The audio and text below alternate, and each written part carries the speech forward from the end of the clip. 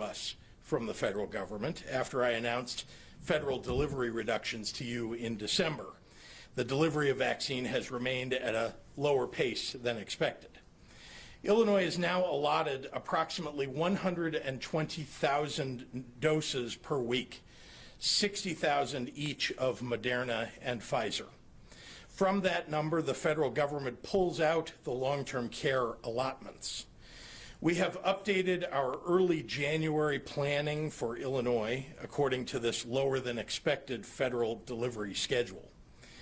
The good news is that the incoming Biden administration has pledged to invoke the Defense Production Act so that we expect the vaccine production will grow significantly over the coming month. Despite the early slowdown of federal deliveries and with high hopes for increased vaccine availability going forward, today I want to address the specifics of what the next stage, Phase 1B, will look like in our state when we have substantially completed Phase 1A.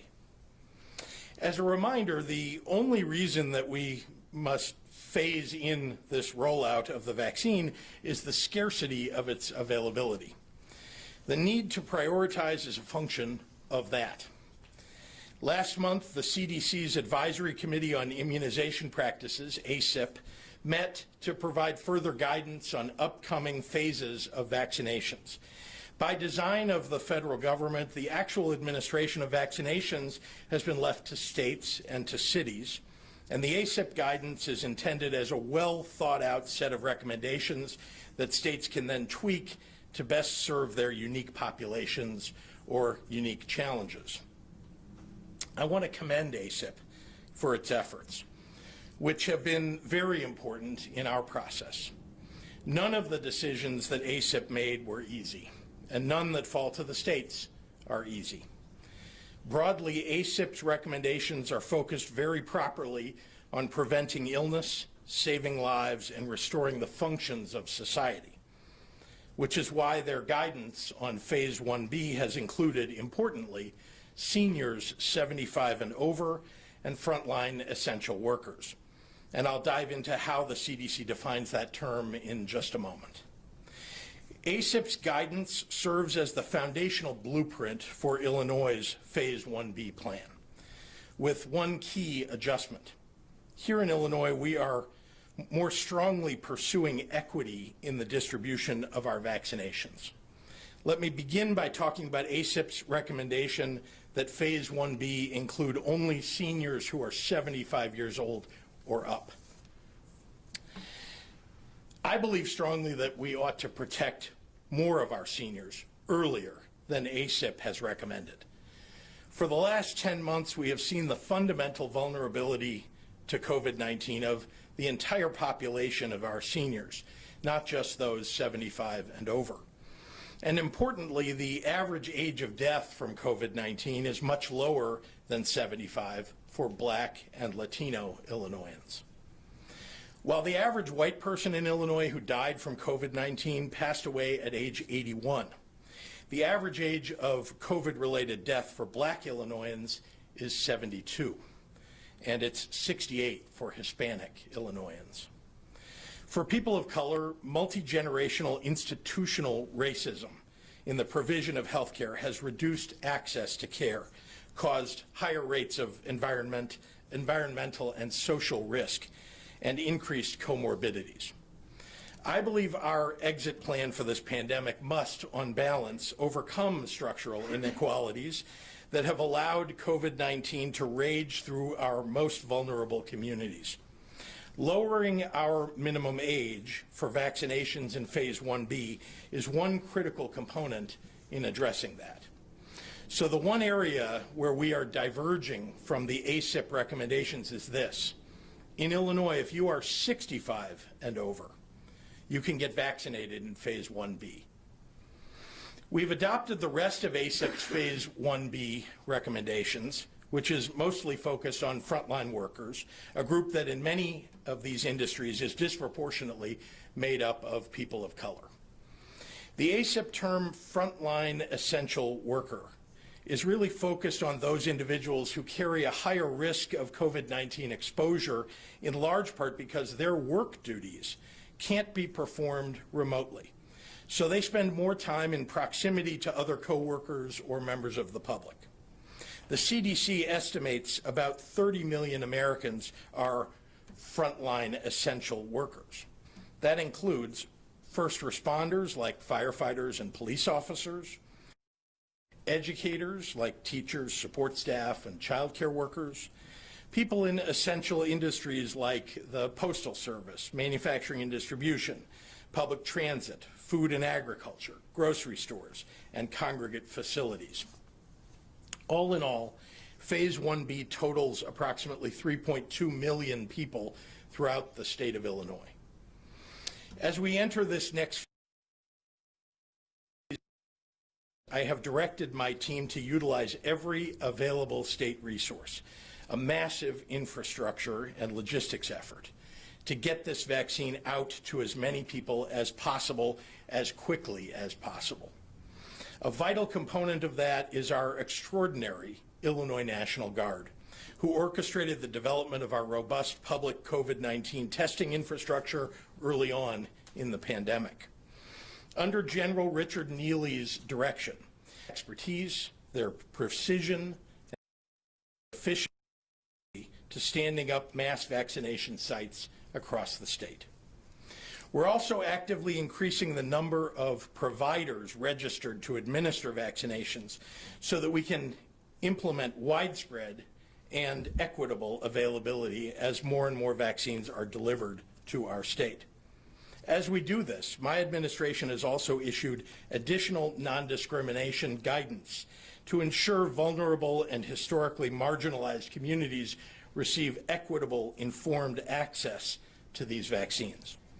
And vaccination infrastructure right now, including especially in communities that have been disproportionately impacted, to move these vaccines through our state at an even faster pace as we see an increase in federal deliveries. In summary, once we've substantially completed vaccinations of healthcare workers and long-term care facilities, and as federal vaccine deliveries increase, we will move into Phase 1B, which will cover everyone in Illinois 65 and over, plus frontline workers. Our IDPH team continues to review ACIP's recommendations for Phase 1C, and Dr. Ezike and I will provide a further update on that sometime over the next few weeks. Finally, before I turn it over to Dr. Ezike, I want to make an announcement regarding the Tier 3 mitigations currently in effect across the entire state. Since November 30th, I have maintained, at the advice of Dr. Fauci, of Dr. Ezike, of IDPH, and other infectious disease experts, that it would be unwise to downgrade any region from our current Tier 3 mitigations while in the holiday season, when people were particularly prone to gather in multifamily groups and do it without masks, the thing that could deliver the worrisome surge upon a surge. I'm incredibly grateful to the people of Illinois for making the difficult choice to take extra caution around Thanksgiving. Illinois did not experience the post-Thanksgiving uptick at a rate that plagued most of the rest of the country. And we're watching closely in this incubation period post-Christmas and New Year's. I'm cautiously optimistic, as there are some early signs indicating that some regions have made real progress and won't reverse that progress this week or next.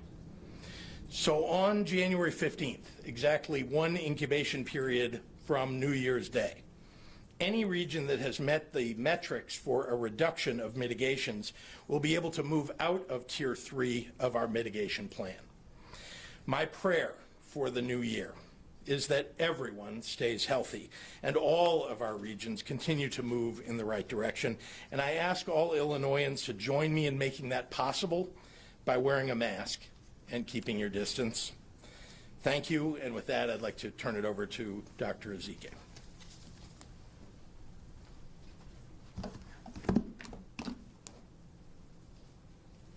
Good afternoon and Happy New Year. I am really hopeful and optimistic that 2021 will be a great year, and part of that optimism is because I get to be standing here sharing information about the next phase of vaccines. We are getting shots into arms, and that's exactly what we need to end this pandemic. As the governor mentioned, we want to make sure that we are equitable in vaccine prioritization and that we recognize the populations at highest risk. And that means both the highest risk for exposure as well as the highest risk for severe illness and death. The Centers for Disease Control and Prevention recently adjusted COVID-19 mortality rates by age. In doing so, the CDC found that Latinx and Black Americans were dying at a rate of almost 3 times that of white Americans. In Illinois, the average age for COVID-related deaths among Black populations, as the governor mentioned, is almost 10 years younger than the white population. And then the average age for the Latinx population is 12 or 13 years younger. These data highlight the importance of recognizing the age differences in the data to inform our actions going forward and the recommendations that follow. While the highest count of COVID-19 deaths is among those 75 and older, the majority of our Black and brown populations are dying well before that. And therefore, we need to make vaccine available to all those at higher risk of death. These disparities, again, as mentioned by the governor, are the result of many factors: reduced access to health care, lack of quality health care, undiagnosed or untreated pre-existing conditions, some distrust of medical providers, as well as the social and environmental factors that can increase the risk for exposure, such as the higher likelihood of being an essential worker, having multiple generations or many, many people living in a single home or household, and then, of course, having a job where working from home is not an option. Excuse me.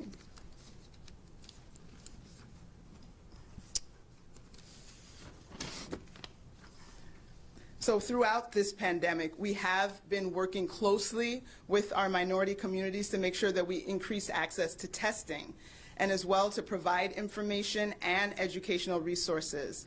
And we're doing the same with regards to vaccine information. We're working with faith-based communities and faith-based organizations, community-based organizations, and our community ambassadors to get this important information out, to dispel myths and allow the truth to be shared.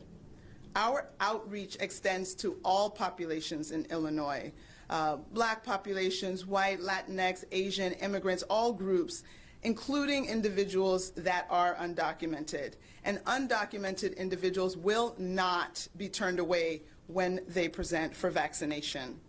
We will continue to use our data to inform our path going forward, as we've done all along this journey. Today, 7,569 new individuals have been diagnosed with COVID-19, and that brings our total to nearly 1 million cases in Illinois since the beginning of this pandemic. And over the last 24 hours, we also received reports of 139 individuals who lost their battle with COVID. And that brings our death total for Illinois to 17,096 individuals. 3,928 individuals were in the hospital overnight with COVID, and of those, 812 were in the intensive care unit, and 451 patients were on ventilators. In the last 24 hours, more than 80,000 COVID tests were resulted, for a total of more than 13.6 million tests since the beginning of this pandemic. We still have a long way to go, but we're definitely on our way. The vaccine, as the governor mentioned, continues to be limited, and we are working with providers to get what vaccine we do have into the arms of Illinoisans as quickly as possible. But we also need to get it into the arms as safely as possible and as equitably as possible. This morning I was just reminded of a proverb: just as iron sharpens iron, one person sharpens another person. And that suggests that we all need each other to be better. We're not in this alone. You can say all the right things, you can do all the right things, but if I'm not doing it also, I'm not only putting myself in jeopardy, but you in jeopardy and an entire community. So quite frankly, the masking, the continuing to postpone any mass gatherings, the need to get vaccinated, all of those things we all need to do together. I implore your support as we move through the end of this pandemic by doing the safety mitigations and taking advantage of this medical miracle that we have in the form of the vaccine. Thank you, and now I'll summarize comments in Spanish. Feliz Año Nuevo a todos. Me alegra estar hoy aquí y compartir información sobre la próxima fase de vacunación. Esto significa que estamos recibiendo inyecciones en los brazos, que es lo que necesitamos para poner fin a esta pandemia. Como dijo el gobernador, queremos asegurarnos de ser equitativos en la priorización de vacunas y reconocer las poblaciones en mayor riesgo. El CDC recientemente ajustaron recientemente las tasas de mortalidad de COVID-19 por edad. A hacerlo, el CDC encontró que la gente latinx y afroamericana estaba muriendo a una tasa de casi 3 veces mayor que la raza blanca.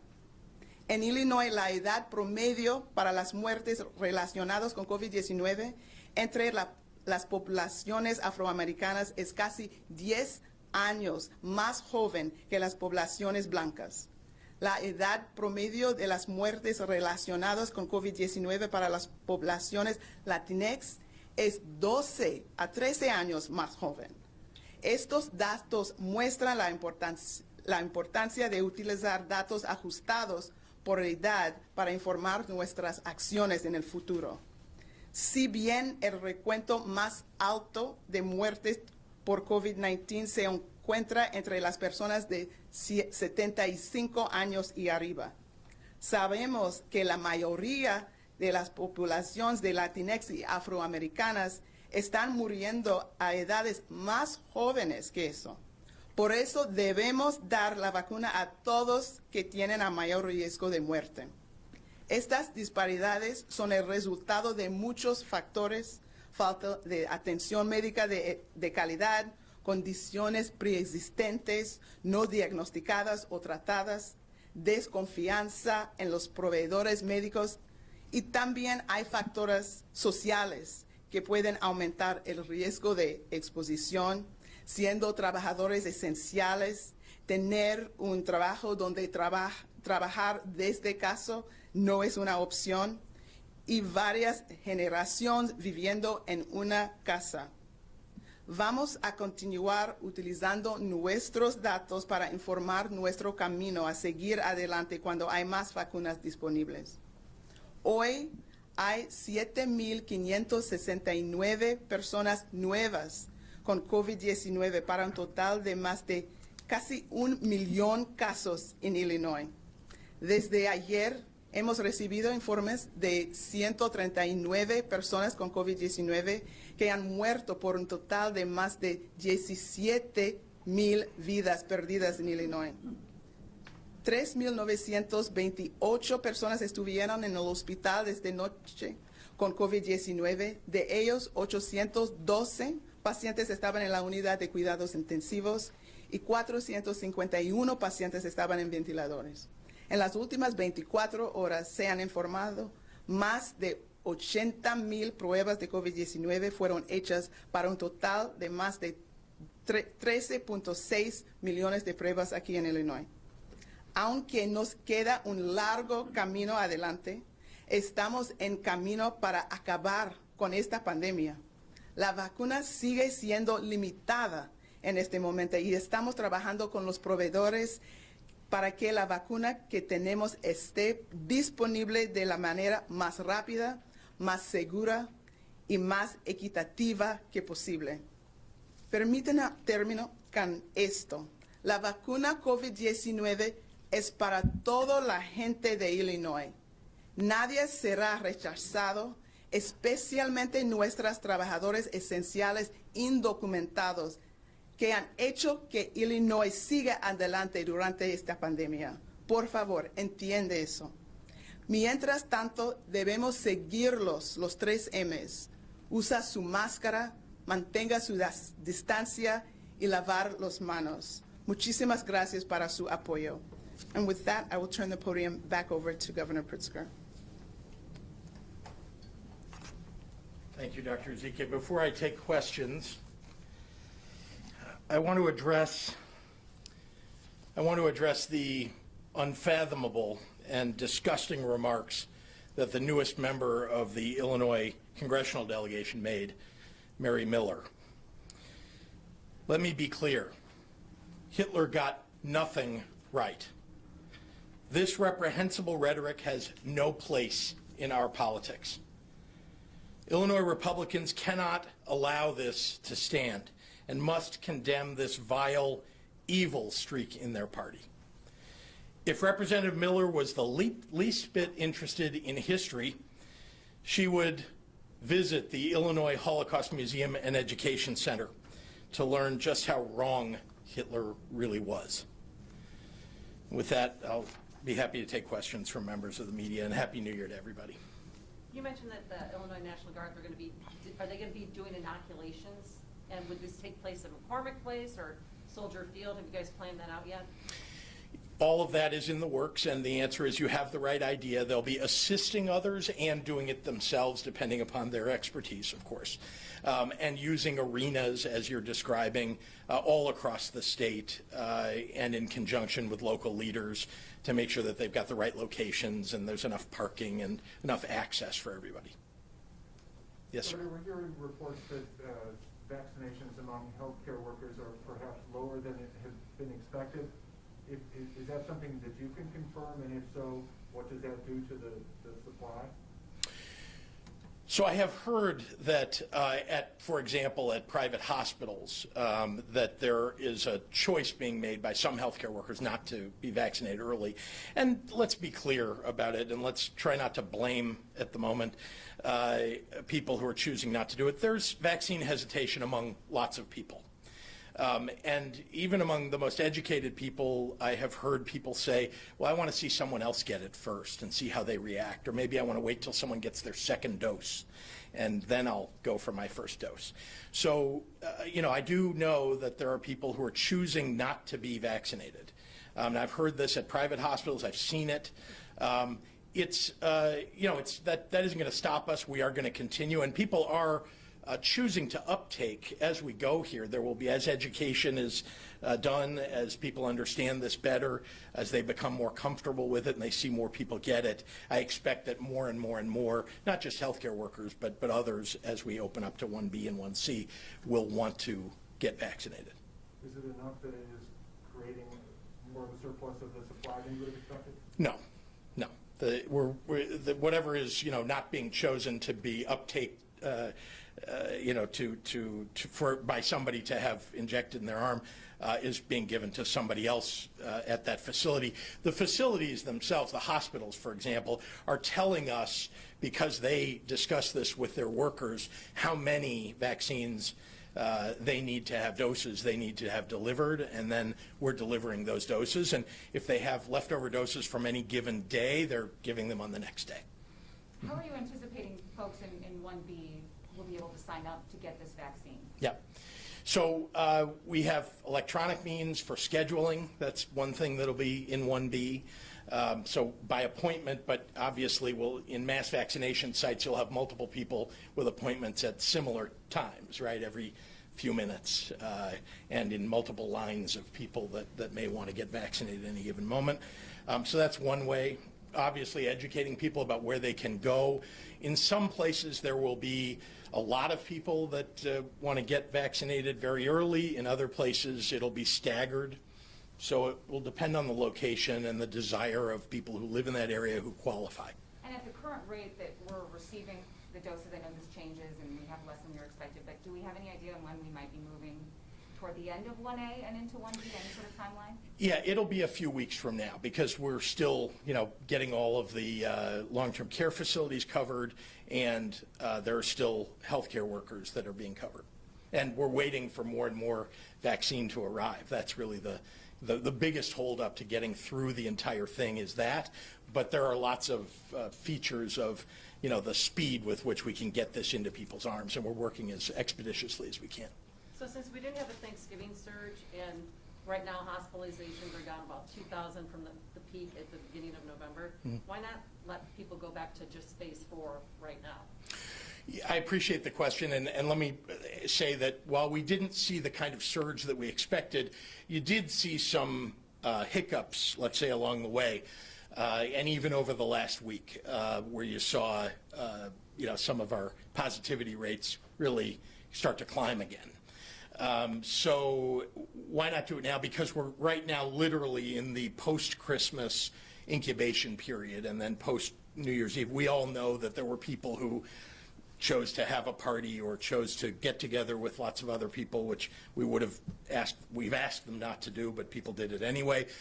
We want to make sure that we're keeping our infection rates as low as possible, and so we've scheduled essentially one incubation period after January 1, which is why January 15th is when, and by the way, these regions can move down not just to Tier 2, but wherever they belong in terms of what their infection rate is and what their hospitalization rates are. We'll do two more in the room, and then we got to get online. Yeah. Just real quick, you mentioned the Defense Production Act, which President-elect Biden might enact. Do you have any anticipation as to what impact that might have on production? In terms of the numbers, yeah. It's hard for me to estimate because I haven't been to the facilities that are manufacturing this, but I do expect that the ramping up will get to a point where we'll get hundreds of thousands per week of vaccine. I mean, right now we're not getting hundreds of thousands. We'd like to see 500,000 per week, and we're hopeful that we can get to that point. But it's hard for me to predict exactly when we would get there or exactly how many will be delivered. But my expectation is it'll be a lot more delivered to the state of Illinois once the Defense Production Act is invoked. I'm a little bit of a nerd, but I watch other governors' COVID-19 updates. Mm-hmm. And Governor Walz in Minnesota, he stopped sports and said, give me 3 weeks, I'll come back to you. Mm-hmm. And then he came back in 3 weeks and said, all right, this is what we're going to do. We're going to start practice. Yeah. Can we, I just feel like the parents and the kids who need something right now, yeah. They are dying on the vine. Yeah. Okay? Can you meet with IHSA?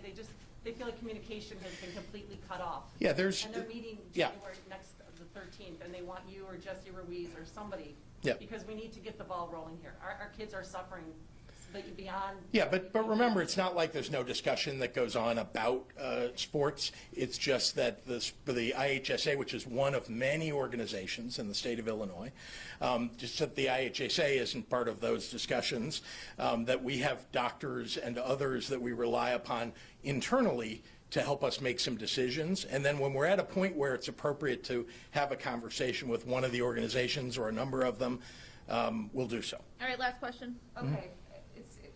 I do have two from my colleagues that are very different topics. Let's make it quick. Okay, so first and foremost on the new strain, I know Dr. Zika, you mentioned you were monitoring it. Has it been identified here in Illinois? And is there any indication that it could be more contagious in children? Actually, I'll let Dr. Zika answer. And then the second one's for you, Governor.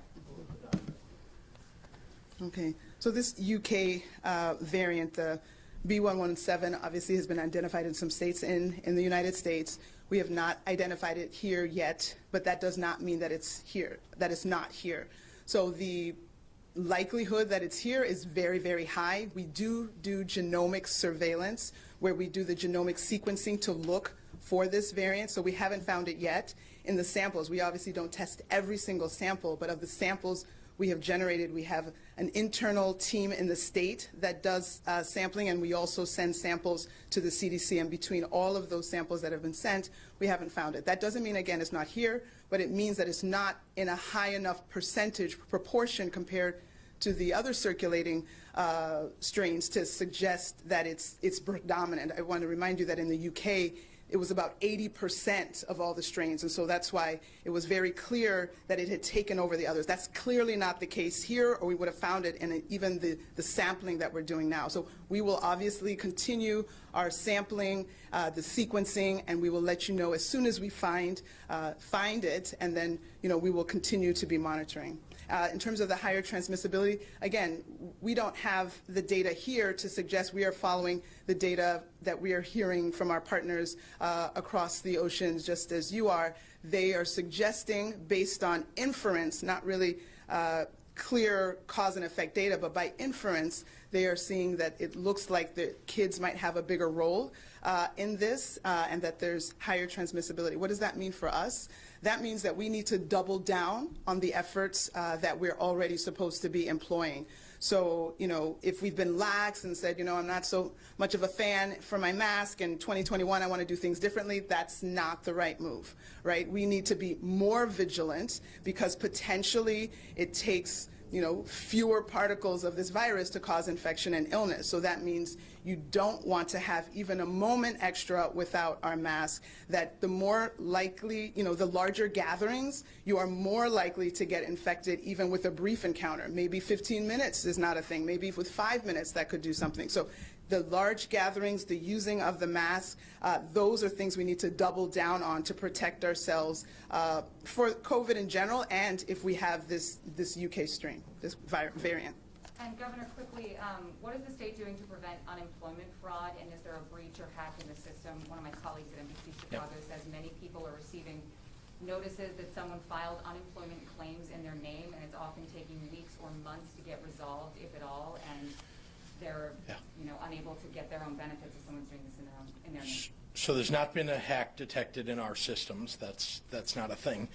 People are using information, is what we understand, that they've garnered from other hacks that have occurred sometimes a couple of years ago. I've cited a few of these, but you remember when one of the credit bureaus was hacked a couple of years ago, and Target and some of the other retailers.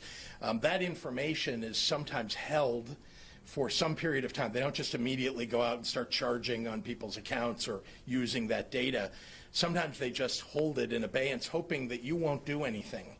If you're a Target card holder, for example, that you won't go check your credit, that you won't, that if nothing's happening, maybe nothing will happen. And then they strike at some point in the future. This is an example of how people are now being used. Their information is being used in a fraudulent fashion at IDES. A lot is being done to try to prevent that, and most of all, to even if someone receives a letter or they receive a card or something like that, to make sure that there's actually no effect on them. That's a lot of what we're focused on, is just to make sure there's no real effect on somebody. Okay, Grace at Capital News Illinois is asking, when do you anticipate to see an increase in the federal distribution of the vaccine, and what does that increase rely on? Yeah, I'll repeat what I said a little bit earlier, which is we think that we are, with the invocation of the Defense Production Act, that we will see increases of deliveries of vaccines to the state of Illinois. So when that will happen, again, I think we have to get the new president inaugurated, and then he's got to invoke the Defense Production Act, and then the various manufacturers have to ramp up production under the Defense Production Act using what's being provided to them under it. And then the last thing is, as some of you may have read, Johnson & Johnson and AstraZeneca and a few other companies are getting ready to or have applied for an EUA, an emergency use authorization. And whenever that is granted, that will give us yet another manufacturer and other manufacturing facilities to rely upon. So I'm hopeful that all of those things will allow vaccine production to increase significantly. Dean Olson at the SJR, are we starting to see a surge from end-of-year gatherings? It is very hard to tell. I mean, I just want to be clear that what I can tell you is we've all seen, I think he's asking this question because of it, we've all seen that the positivity rates have gone up. We also know, though, that fewer people got tested around the holiday. They were busy, or they weren't feeling poorly, or weren't doing things that were preventative. And so, as we see people get back into testing today, we had a higher number than in previous days, and so on. We're going to see whether the positivity rate is stagnant or moving down, and so hard to really answer the question. I don't think it is moving in the wrong direction, but as you saw by the tilted head of my colleague, the director, we don't know is the truth. Jonah Meadows at the Patch. According to the CDC, Illinois ranks 21st among states in percentage of vaccines administered. Does the state expect to increase that percentage, and if so, when and how? What was the cited information? The 21st in what? In states. So I think he's got this a little bit wrong. Yep. According to the CDC, Illinois ranks 21st among states in the percentage of vaccine distributed to be administered, about 33%. Yep. Does the state expect to increase that percentage, Yep. and if so, how? The CDC is actually tracking administered vaccine, not distributed. But Yeah, and I want to try to set everybody straight on the numbers here. What gets reported immediately are the deliveries of vaccine. What gets reported sometimes 24 hours, 48 hours, or 72 hours later is that someone had that administered. So once you have it administered, whoever gave it to you, the vaccine, has literally 72 hours by CDC guidance to let us know that they administered that. They can do somebody in 24 hours, report that, and they can report at the same location the next person 48 hours later, and that's all allowable. So it's a little hard, to just say exactly where we are. I will tell you, though, that among the top 10 most populous states in the United States, we are doing very, very well. The folks who have widespread distribution and administration challenges in the big states, we are really competing quite well, if you want to look at it that way, and getting vaccines out in a relatively quick fashion. I want to do even better. It's why we're going to have the National Guard brought in. It's why we're going to open up so many other locations. But I consider this a race to get vaccines in people's arms as fast as possible. And that's the measurement that we all should be focused on. It's not distribution. Distribution is literally the delivery of boxes, of trays of vaccine to a location. It's the administering of those vaccines into people's arms that is what really counts. Yvette at Bonbuyer. What prospect of the Senate changing hands, what does that have on your budget plans, and do you expect during lame duck session or early in the new legislative session to fully close the FY21 budget hole, and will you seek a tax hike? And what was the time period she was suggesting that we would get the budget hole closed? During the lame duck session or early in the new legislative session? Yeah. So, certainly our goal is we have to close that budget hole as soon as we can. Lame duck is relatively short, so it's difficult to do everything that we need to do to close the budget hole. And we have not yet heard from the Republicans after they're demanding that there be cuts, what their cuts proposal is. So that's one challenge we need to overcome. As far as the overall benefit of the Senate changing hands, I think let me start by saying congratulations to the two new members of the United States Senate on their wins overnight. Really terrific, amazing results in Georgia and a state turning blue. I'm thrilled about it, and the fact that the Senate changed hands is even better. As far as how that'll affect the state of Illinois, well, let me just say I think there are two things immediately that we could all point to. One is that I think we will start to see serious consideration of state and local funding finally, because Mitch McConnell won't be able to block it. And there are Republican senators whose states need state and local funding, and they were working on that behind the scenes, but Mitch McConnell would not bring that to a vote. So I think that will be brought to a vote under the Biden administration, under the new leadership in the United States Senate. And the second thing is, and this I think is extraordinarily important for everybody in Illinois, and that's the elimination of the SALT deduction will be reversed, in my opinion. This is the state and local tax deduction that used to exist that President Trump fought to get rid of because he wanted to punish big states in the United States, particularly those that lean Democratic. And so I think that we will see some movement on eliminating the prohibition on state and local tax deductions. Cassie Walker-Burke. That'll be great, by the way, just for everybody. That will be great for everybody's, lowering everybody's tax bill and, burden of property taxes. Cassie Walker-Burke from Chalk Beat, Chicago. Any more specifics on where teachers could fall in line in 1B and a timeline? The CTU has now asked for the city to delay reopening until teachers can be vaccinated. Teachers are in that category of 1B, and so they'll be able, as the vaccines arrive, they'll be able to visit one of the sites that we're setting up or any other provider that's registered in order to get vaccinated. And also the city of Chicago in particular, which controls its own vaccine distribution, has the ability to set up sites that might be more convenient specifically for teachers. Jim Leach at WMAY. Any updates on efforts to get AFSCME to go along with furlough days or on other efforts to close the budget gap? Nothing to announce yet. Hold on one second. What do you hope, this is Joel at the Daily Line, what do you hope is taken up during lame duck session? Are you pushing any particular issues heading into the start of the 102nd General Assembly? And do you have any preferred House Speaker candidate?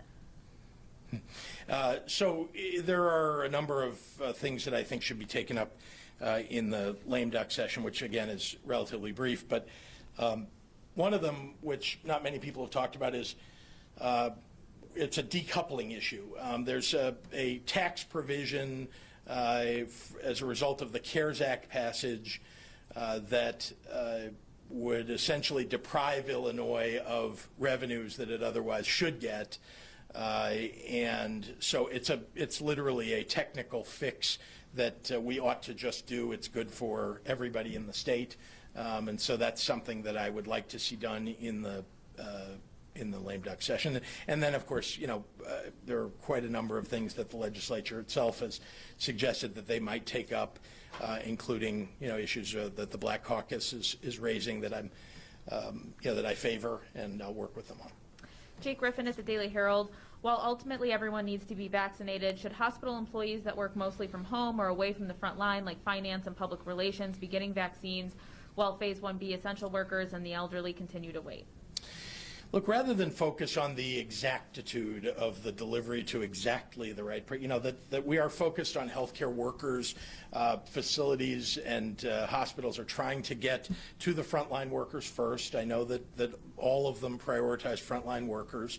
And working their way backward. Anybody that comes in contact with a frontline worker that's at the hospital comes in contact on a regular basis, and so on. So the intention, I think, is to get to the right people. Those who are administering, so far have shown that they have good intentions to follow the ACIP guidelines, and we expect them to do so. Indeed, they agree to do so when they accept vaccine. Sean Balint is asking if you would share your thoughts on Senator Menard leaving the chamber to join the team. Well, I'm thrilled that Senator Andy Menard will be joining our administration shortly. I think anybody that knows him knows that he is one of the most thoughtful state senators that has served in the state Senate. I know that there are many people in the state Senate who will see it as a real loss for them that they have a colleague who's leaving them during this session, which will be challenging and interesting for everybody. But he will still be working in state government in a very important position, advising me. I rely upon him as somebody who tells the truth, who knows the process better than almost anybody. And I'm looking forward to having daily working relationship with him. Aaron at the Hyde Park Herald. We continue to see high rates of vaccine hesitancy among Illinoisans of color, though the issue is at play across the state with people who have lower educational backgrounds and et cetera. What is state government going to do about this, specifically state policy, or pursue action or advocacy campaigns? So we are doing education campaigns to make sure that people of color and others who may be vaccine hesitant will learn, understand how important it is to get vaccinated. As I said a little bit earlier in answer to a question, I think that many of the people who are hesitant to get the vaccine want to see someone else get it, someone that they know, someone that they can ask a question to, like, hey, how did it feel? If you've gotten your second dose, is everything okay? Is everything going well? And I think that is a lot of how people who are hesitant are thinking about whether or not they will get the vaccine. But there are others who have questions, and as a result of that, we're providing frequently asked questions opportunity online for people to get information that they need. We want everybody to know that these are safe, that you've seen them administered already around the world, not just in the United States, around the world to tens of millions of people. So we now know that it is in fact safe. And anybody that looks at that will know, and feel comfortable about that. But there's a lot of work to do to make sure that people understand what this is and what it isn't. It's not like other vaccines. It's actually safer in many ways because there's no live virus associated with it. Have you gotten the vaccine yet? I have not. No. Kelsey Landis at the Belleville News Democrat is going to be our last one. Yeah. In what phase will all state lawmakers, not just those who meet the other criteria, be eligible to receive the vaccine? Is this a priority to ensure continuity of government? Anybody who is eligible under any of the phases who serves in government will have the opportunity to get vaccinated when their phase comes up. All right. Thanks, everyone. Thank you.